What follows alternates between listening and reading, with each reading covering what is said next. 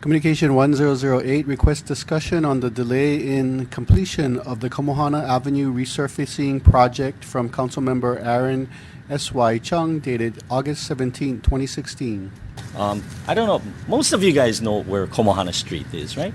In Hilo. It's the major arterial, Mauka arterial connecting Waikia to the greater Hilo area. And we recently had a newspaper article in the Hawaii Tribune Herald relating to the progress of that project.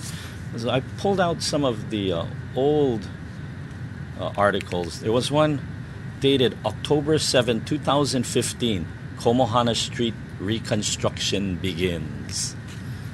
Then in January 21, 2016, Komohana Street work to continue into February. And this Komohana Street reconstruction begins article said that it's expected to be complete by February 22nd of this year.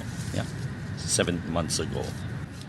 And then August 12th, another article, weather equipment issues further delay Komohana Street project.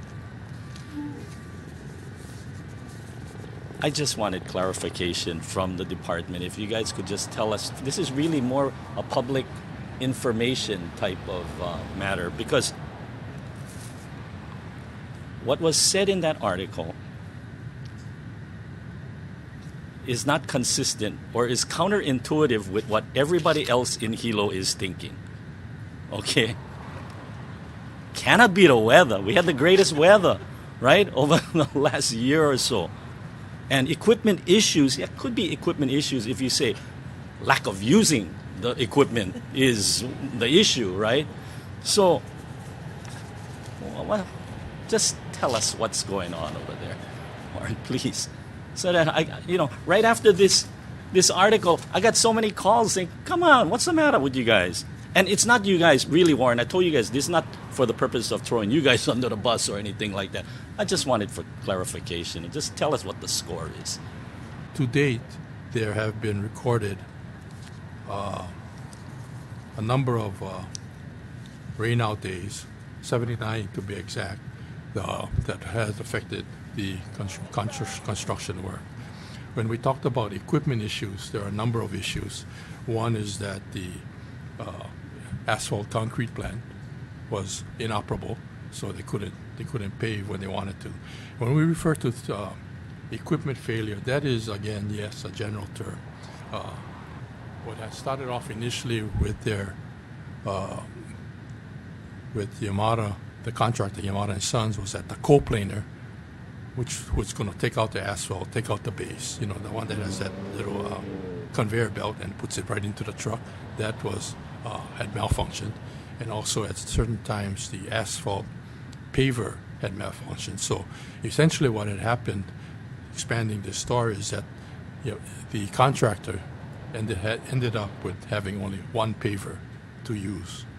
And they had a number of other jobs work that were deemed critical with the County of Hawaii. And I'll just talk about the County of Hawaii projects that they deemed to be priority. And that included the paving at the Pahoa Regional Park, also the Hilo drag strip. And when everything kind of fell into place, this is what the new completion deadline is. Now we're looking at early to mid-October of 2016. And who determines which job is more critical? You guys? These are county jobs, right? We have, in the county, you have public works jobs, and you have, in this case, Parks and Recreation, which is the drag strip and the Pahoa Regional Park. So ultimately, the contractor makes that decision if he wants to pay liquidated damages. He has a contract period, so many days. And if you don't meet that contract period, or you're not excused by what they call force majeure, it's an excusable act of God type of thing, like heavy rain, flooding, they get excused, they get extended days to complete the contract.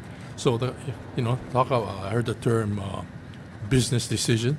It maybe have been a business decision as to which job can be done quicker, which job they can get paid faster, which job is bigger, dollar-wise, for them to complete. Like, this project is.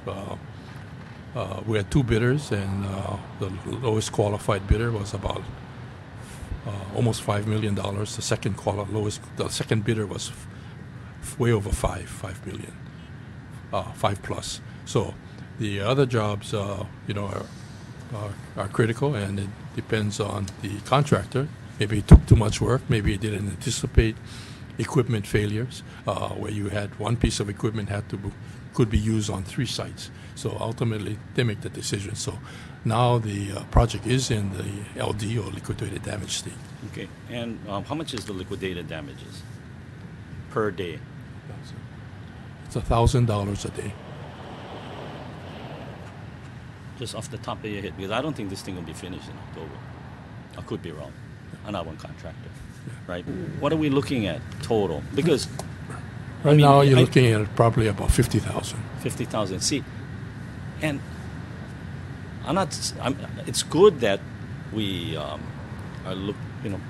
looking at the costs to the county, right? He said the other bids were much higher.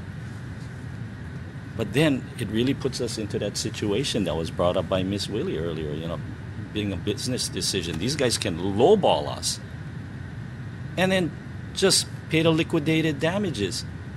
I mean, that's a bad situation, and we can talk about, the ramifications of something like that later. But, so, am I hearing you correct then?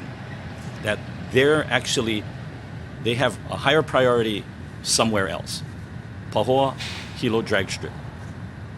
That's correct. Based on the schedule that they submitted to us, it was based on the equipment and the manpower being available after these 2 jobs. And that's there was why, another one that was already completed. Right, and that's why you don't see people working on the Komohana job, right? Primarily, yes. Yeah, okay. Oh, the other one, by the way, was a Pahoa roundabout. Yeah. Pahoa getting all the jobs. Right. And that really wasn't conveyed in that newspaper article.